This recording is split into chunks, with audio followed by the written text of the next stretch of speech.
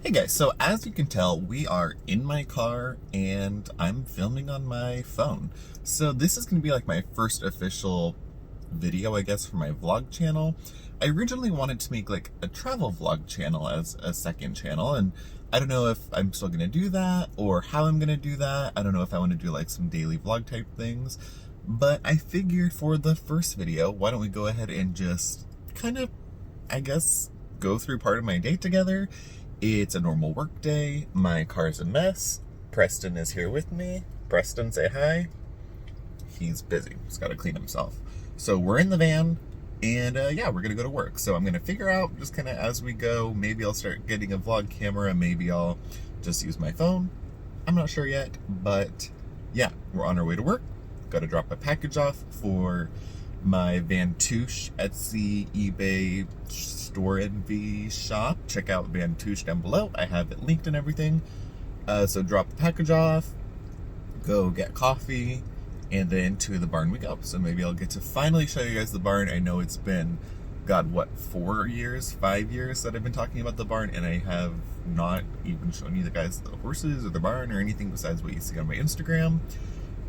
So yeah, I guess I would love nothing more than to create like a vlog channel that is very much in the style of Trisha Paytas. I have been obsessed with watching her videos lately, whether you love her or hate her, whatever. Her vlogs are great. I think she's an amazing vlogger, so I would love if I can do something like that. I don't have her level of personality and emotion, but yeah. Anyways, long story short, we're going to just see where this goes. The videos will probably be fairly informal, probably a minimal editing. I do minimal editing on my formal videos, so that'd be no different. But yeah, I'm gonna stop rambling and let's just get on with our day. Okay, so I obviously don't have any type of filming set up in here. I know Trisha does like a little tripod over here or whatever. But for now, I'm just gonna put you on, I don't know, my dashboard, and my face is gonna get covered, and I'm sure it's the least attractive angle in the world, but I don't know. I kind of think that even if I don't post these videos, I think that this vlogging or just getting used to having the camera on all the time is gonna help me out so much just when I want to sit down to film. I don't know what it is about filming, but like, I know what I want to talk about usually, and I like filming, but I get myself so jacked up when it comes to filming. I just want to like, need to take a breather. Some of my best filming is done when I've had a drink or two, and it's like, I don't know why I get like that. I start forgetting what I want to talk about, and I don't really want to make a script because that's weird.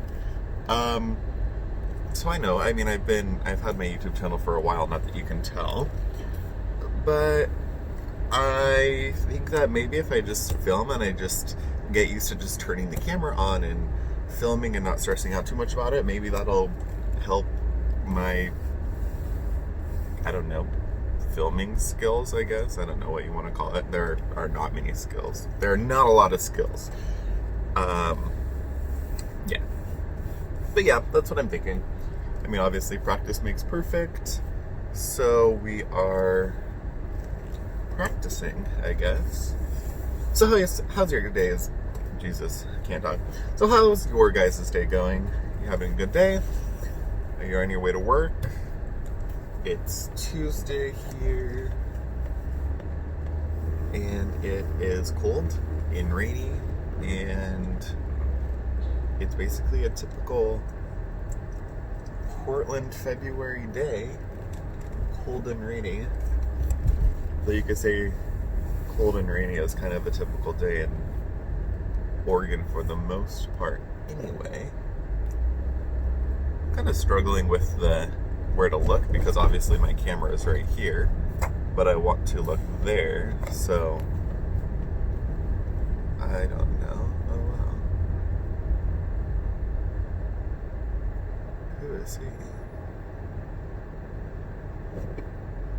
He's stressing about parking. I don't know what. Oh shit. Sorry. I don't know what. You're going like 95 miles an hour. I'm pretty sure that's not the speed limit, but okay. So yeah, here we go. This is it. First day at trying this.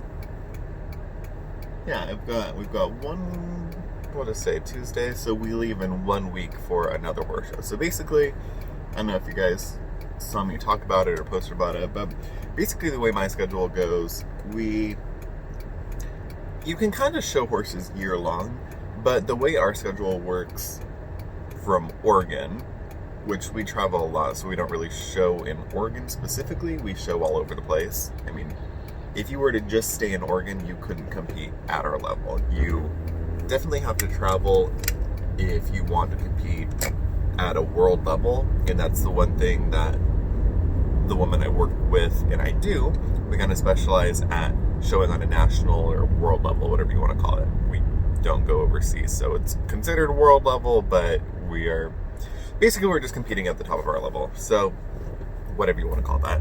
With that being said, though, those level of horse shows are really not in the Northwest. You have to go to California is about the closest you're going to get a horse show at that level. So we do a lot of traveling. I mean, we just went to Northern California, then we're going to Scottsdale, Arizona, we go back to Northern California, and we go to Las Vegas. So everywhere we go, I think the closest one that we went to will be the California show, and that's 13-hour drive for us, 10-hour drive, something like that.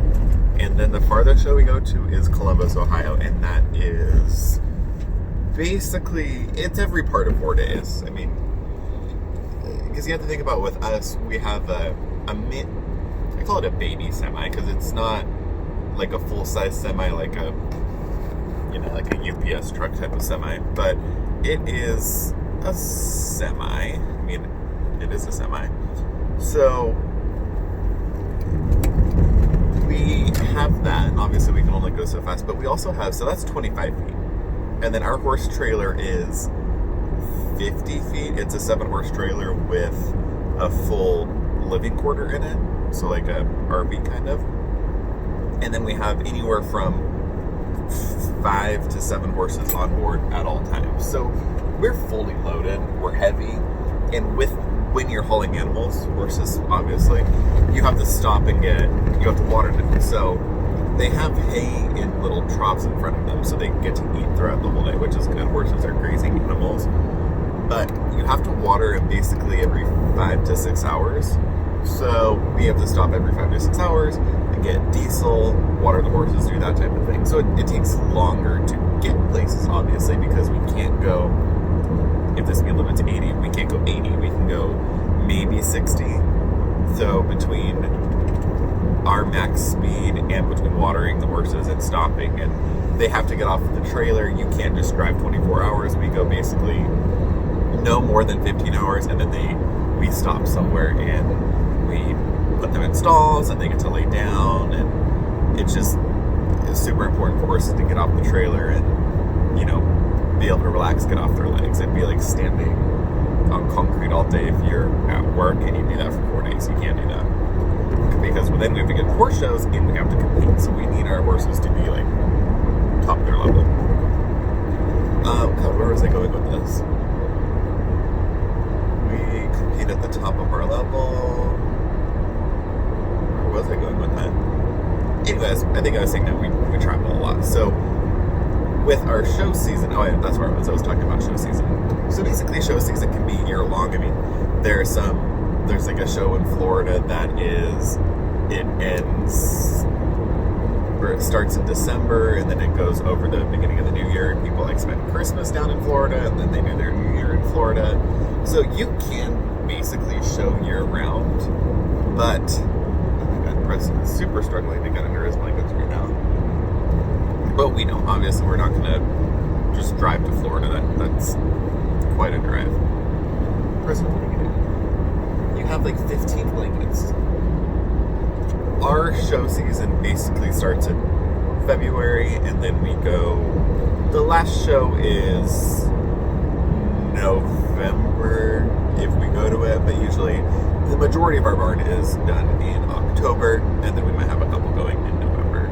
So our show season's kind of February to October. But once our show season starts, for us, we're like go to a show, come home for a week or two, go to a show, come home for 2 or 3 weeks. We're going basically every 2 to 3 weeks we're going. So it's a big schedule, and then when we're there, you have to factor in it's going to take us a couple days to get there, then we have to get there a couple days early, a couple days to get home. So for us to go to a show, even if the show's only 4 days long, we'll be gone for a week, basically. I think when we went down to Rancho, we were gone for a week. So it's kind of, we're gone for quite a bit of time. So 2 weeks between shows, and you're gone for a week. I think for Rancho we're gone, or for Arizona, I think we're gone for 2 weeks, and that's the show that we're getting ready to go to. So yeah, we do a lot of traveling because we have to. If we just stayed in this area, we wouldn't. If we just stayed in this area, we're not going to get the level of competition that we need. Because to show at a high level, you need to be practicing at a high level. You need to be constantly pushing yourself to be like an Olympic runner going. Get a gold medal Olympic runner and they go and they just run at high school track meets. Yeah, they're running, but it's not the same. You know what I mean? It's obviously going to be easier. An Olympic runner is going to be way faster and more experienced and stuff. So we have to be showing at these shows that are pushing our level. You always want to be pushing yourself, pushing your level, pushing yourself.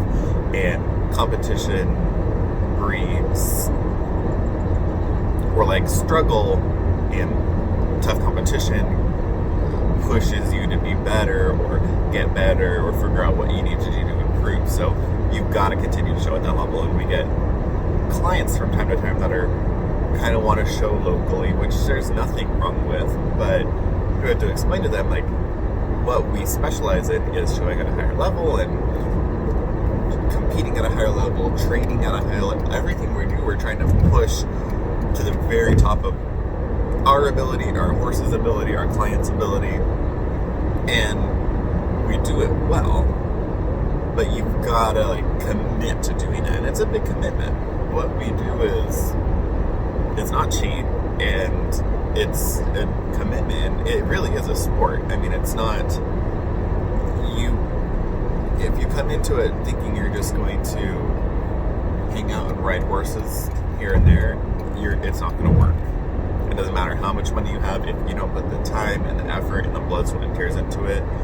You might have a certain amount of success, but you're not going to win the world. I mean, you'll have a certain amount of success and luck, but money and advertising will only get you so far. So I don't know, this is probably the most I've ever talked about horse shows and what we do and the kind of behind the scenes of it. But yeah, there's a lot that goes into it. Oh. It is very sunny all of a sudden, and I feel like I have 1,000 crescent hairs sticking to my face. He's having a little meltdown right now. He couldn't get under his blanket, and then freaked out because he got stuck in his blanket. It's a normal day with Preston. Very emotional animal. I don't know what it is. I'm like the least emotional person in the world, and I'm surrounded by emotional people, emotional animals, emotional everything, emotional relationships. Which I mean, if there's anything, I don't want to say if there's anything I can critique on. You can critique me on a lot of things. I am by far not perfect. Many flaws, self-admitted. But if you, one of the things that people tend to point out a lot, especially people that really know me, is that I'm not very emotional, and I don't tend to be very empathetic or sympathetic or any of the pathetics. I am definitely very kind of dry when it comes to emotions and feelings and talking about things, which obviously has not worked out for me very well in the past, but that's just kind of how I grew up. I don't know, my family's not emotional. Like, I try to explain it to people. People wonder, I get questioned all the time by people who aren't in the horse industry, or even people that are in the horse industry. They'll question me, they're like, how are you able to just go for weeks, like leaving your boyfriend or whoever you're with, you just go for weeks. And I, like, honestly, that's how I was raised. I grew up, my parents trained resources, so I grew up going from Portland to Seattle, and you would move where the work was until I became of school age. When I became of school age, my dad would go up to the Seattle racetrack at Emerald Downs, and my mom and I would stay at home, wherever home was. Sometimes it was in Southwest Washington, sometimes it was in Oregon, wherever, and we would stay there. So when that would happen, I might not see my dad for months. My mom wouldn't see my dad for months just because he was working in Seattle. We would be down in Portland. I had horses, or a horse that I was riding and showing in Portland. I had school in Portland, or, you know, wherever we were. And my dad had his job up there. And you can't, when you have horses, you can't just leave. It's like, it's a full-time commitment, or at least for them. I mean, there are ways where you can do it where it's not, but for my parents, it's an all-encompassing, full-time life devotion. So, and then, like, my parents are not super emotional anyways. My dad probably is more so. My mom is definitely more, I don't know, we just have our own dynamic. And, like, I try to explain to people, I might not talk to my parents, or, like, my mom might talk to her parents, or my dad might not talk to me or whoever. We might not talk to each other often.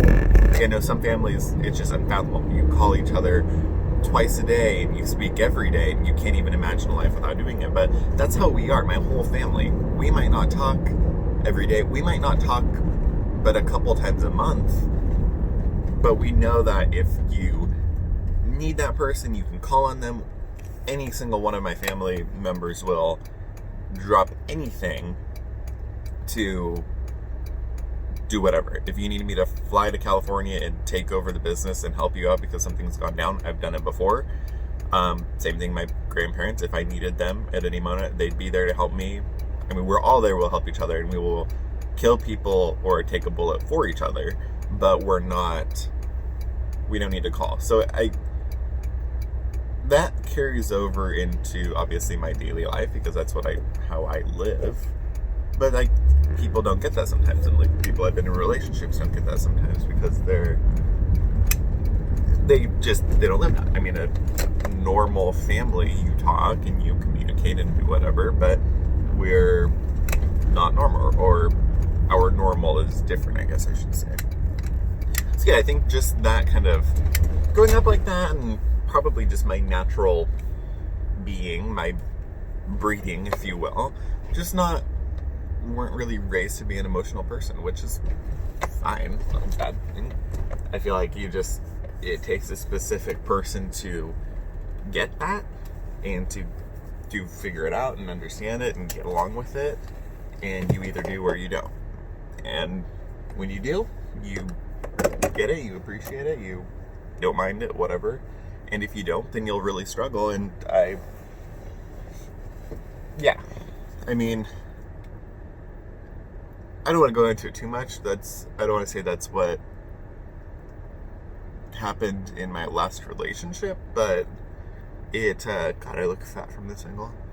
But it didn't help. I mean, it's when you're with a super emotional person and you're not super emotional, there's definitely that disconnect, which I think it can be good because it gets that balance, but it also can be tough for each of us because maybe that other person is not getting enough emotional, whatever they need, emotional nurturing, and maybe I'm getting too much and it's overwhelming. That can be a little tough. And yeah, I mean, my world has always been animals, so I connect with animals. I've always been surrounded by dogs, cats, horses, goats, here and there a chicken. I've had birds, fish. I mean, I've had all kinds of animals.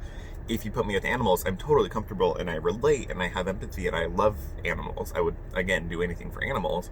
When it comes to people, it's different, and I don't know. Maybe I'm a sociopath or something. Who knows? Wouldn't surprise me. Anyways, long rant. I need to go drop this package off. We made another sale last night, so yay, go us, go Vantouche. Aaron and I are super excited. We're getting stuff sold. I will be right back. Alright, got that dropped off. We are going to go over to Starbucks. I have a cold brew maker, and I mean, not that you can, it's really hard to make cold brew. You literally just steep coffee beans like tea. But I have a cold brew maker. I got it for Christmas. But Hi. Okay, here, let me show you what I'm trying to do. Hey. Hi. We're trying to get our blanket situation. We've got a lot going on right now. Okay, I think we did it. So, what was this? Yes. I got a cold brew maker for Christmas, which I love it. It's great. And I got this really good coffee blend or coffee bean from this coffee shop that I posted about. Trish, Green Beauty Trish, my friend, she posted this coffee shop, and I went there, and it was amazing. They had like horchata lattes and stuff, which was great. But they also have like in-house beans, or they get beans from somewhere. And I got this one coffee bean that was like they described it as like cocoa caramely flavor. And I got it, I was like, okay, that sounds really good. Which, I don't know, coffee and wine, whiskey, all of these things, people get very intense about describing flavor notes and stuff. And I'm kind of just, maybe I'm simple when it comes to that, or not. I don't have a trained palate, or I don't know. But they're like, oh, there's hints of cherry and marsala wine and something. Like, I don't know about that. I just know that I either like it or I don't. And I like this one. I mean, this one actually does taste like cocoa and stuff, which is great. I love it. But I ran out. So I made a little bit with what I had last night, but I usually like to have, if I can, my little cold brew in the morning just while I'm getting ready for work. I usually take about an hour to get ready for work. Not that it takes me that long to get ready, but when I get up, my process is I usually get up about 8 and I try to leave the house by 9 unless I have something else to do. And then I get to work by just before 10 or 10 o'clock. My schedule's not super strict. I mean, we're at my job and I work with Shannon, the lady I work with I used to ride with her when I was a kid. When I showed horses, I rode with her for a little while, and then life comes full circle, and she asked if I wanted a job like 5 years ago, which was amazing. And yeah, so I work with her now, but my schedule's not very strict. You know, she comes when she comes. I get there about 10 o'clock, and then yeah, we leave around 5, 10 to 5. It's a very loose schedule. Not that I can't show up, but it's 5 days a week, pretty loose schedule. Anyways, I don't know how we got to talking about that. I just feel like this is so much fun. I'm sure this is going to be a weird vlog, and it might be long and super rambly, but it's just super fun. I've always seen people like do the car vlogs, and it's kind of fun. I'm in the car a lot. I mean, I drive a lot. It's at least a half an hour to work, plus going to coffee and whatever. So I drive an hour, at least hour and a half, 2 hours a day, depending on what I'm doing. So I have lots of time in the car, and I've always watched these car vlogs, and like, it seems like just fun. And if my subscribers want to know more about me, or maybe followed me for, I don't know, I have some followers who have followed me on YouTube for 4 years. I mean, for the entirety of my channel. And I don't know, they probably know bits and pieces about me, but I think it's kind of fun. You get to learn more about the person, and I get to talk, ramble. I mean, usually I'm talking to Preston about whatever, which he's great. I mean, honestly, we have amazing conversations, Preston and I do. But I think I get along with talking with Preston animals, because and this kind of goes back to the whole non-emotional thing. I think that with animals, it's like they're there, and you can love them or respect them or whatever without having to say anything. I mean, you can communicate with them without having to say anything. Not that I'm saying that you can talk to them psychically, but you can talk to them or be with them. Hold that thought. I'm gonna order my coffee. Good morning and welcome to Starbucks. My name is Brian. How you doing today? Good, how are you? All is well on this side. Thanks for asking. What can I get started for you, sir? Could I do a venti cold brew, and then could I also get a little cup of whipped cream? It was the venti cold brew, and how did you want to modify it? Just the venti cold brew on its own, and then can I also get a little cup of whipped cream for my dog? Oh, yeah. Oh, a puppuccino. Yes, exactly. Yeah, rock on. What else even? That'll do it. Perfect. $3.95. See you up here. Awesome, thank you. Thank you. You're getting puppuccino. You're getting whipped cream. Had a stressful morning, it seems like. Anyways, that's what I think that where I connect so much with animals, because it was like, I don't have any brothers and sisters, so I grew up with animals, and it was usually my mom and I a lot of the time. So I just connect with them. You can either, I feel like animals are the best friend that you always want, or like the best friend that you've always wanted, but you never really get it. Like for me, I can, with the horses or dogs or whatever, if I just want to hang out with them, we just hang out. If you want to talk or be sad or be whatever, they're just there. And like Preston, he's there, and I talk to him and act like he knows what I'm saying. I know he doesn't, but he looks at me and it's as if he knows what I'm saying, which sometimes just that is just having something that cares about you, and they don't care, they don't bring any judgment, whatever. Sometimes that's all you need. Just like a little talk session. Like sometimes Preston and I are singing, sometimes we're doing whatever. I'm sure I sound totally crazy. If you have any connection with animals, you know what I'm saying. This is not like a telepathic, metaphysical connection type of thing. I'm just saying, like, on a base level, that's what I love about animals. And I feel like that's where they have so much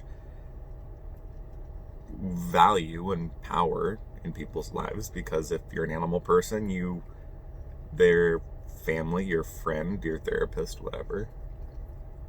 Sorry, this is all over the place. We go from being super happy to having weird in-depth conversations, but that's the fun part about vlogging, I guess.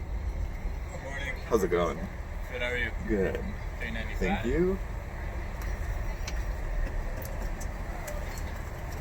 That puppuccino for Awesome, thank you so much. Here you go.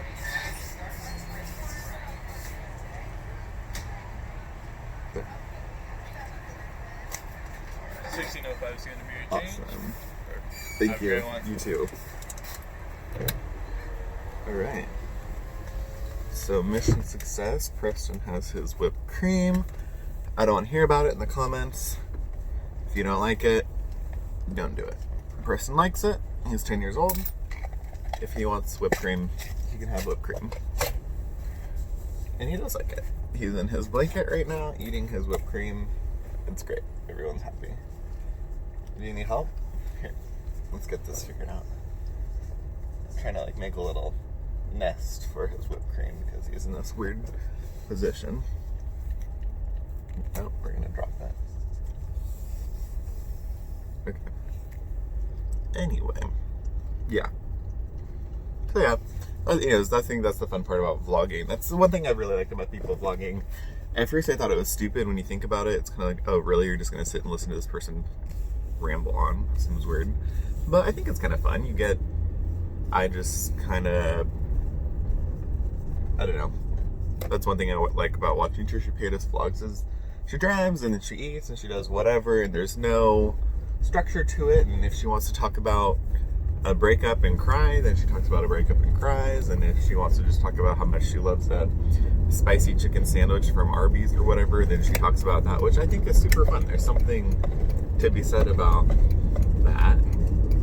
Obviously somebody likes it because vlogging is a thing, just like mukbang or mukbang channels are a thing. There's a thing for everybody. It's what makes this world the place that it is. I thought it would be kind of fun. And I don't know if it'll work doing this on my phone or not. I'm not super technologically advanced. If it does, that's cool. Yeah. anyway, I think I'm going to sign off for now, and then I will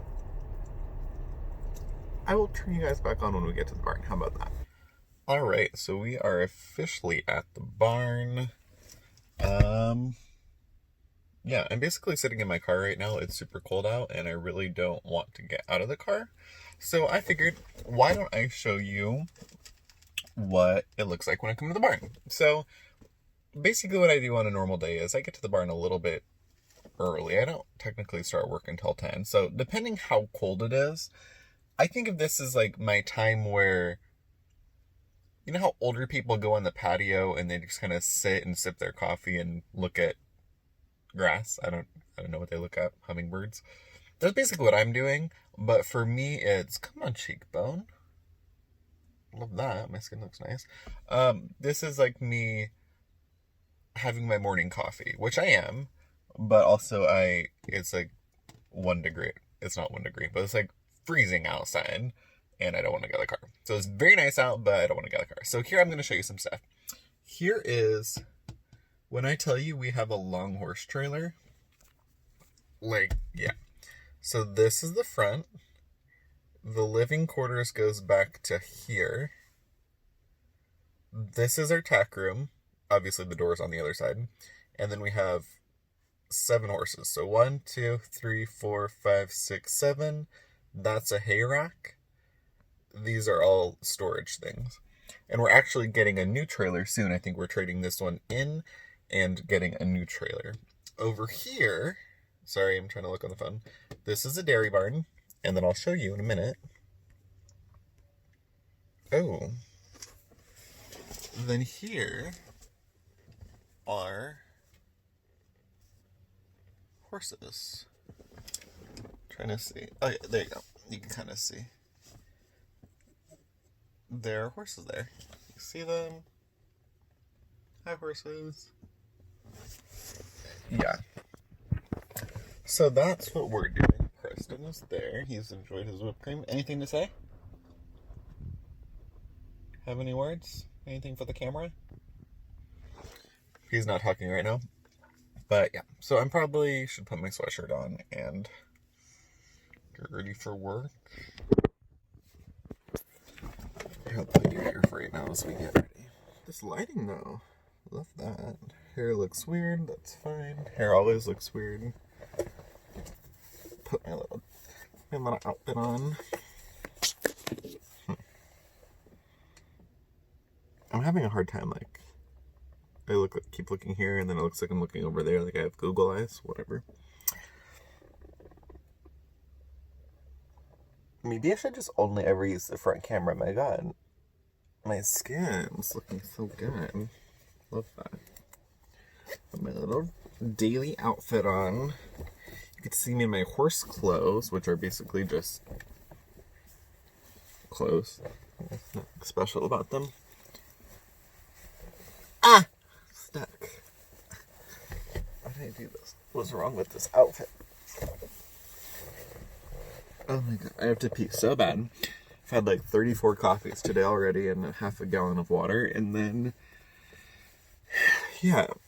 So I'm trying to hold this pee in because once I get out of the car, it's the day's started, and then yeah, then we're just out there. There's really nowhere. Here's out. I mean, I'm not riding outside, but that's like the weird thing about the barn. I'm not riding outside, but I am outside all day. I mean, this barn is ridiculous. We pay, well, we don't pay because the trainer doesn't pay, but the clients pay so much money. I mean, I guess we do. Aaron and I have a horse together, so I guess I could say we. Anyway, we pay so much money for this barn, and per month, because the way barns work, like, you rent a stall basically, so it's kind of like renting an apartment. You pay for the stall. But we pay so much money for this barn. It's got horrible insulation. They don't run it very well. It's just kind of like not ideal. A lot of things that are not ideal about it. So some barns are more insulated. It's a little warmer. Some are not, but this isn't. So it's cold is what I'm trying to get to. I'm not outside like in the great outdoors, but it's nothing more than a shed. I mean, it's a wood building with metal on the side, and so it's not, I'm not in the rain, but it's still 30 degrees in the barn. It's not much warmer. And then the arena is just a little covered thing too. I mean, like you get warm when you're working and warm when you're riding for sure, but it's that initial, like getting in the shower, that first step, getting into the shower, you're like, ah, shit, that's cold. But then you don't want to get out. Same thing. I'm going to freeze my ass off for probably half an hour and then I'll get warm. But it's that first half an hour, I'm like, I don't know. Anyway, when I sit here and days are like this, it does not, it seriously makes me think about moving to LA, which is a possibility. Probability, not even a possibility. Gross. Why this under part of my neck looks so fat? I'm not fat.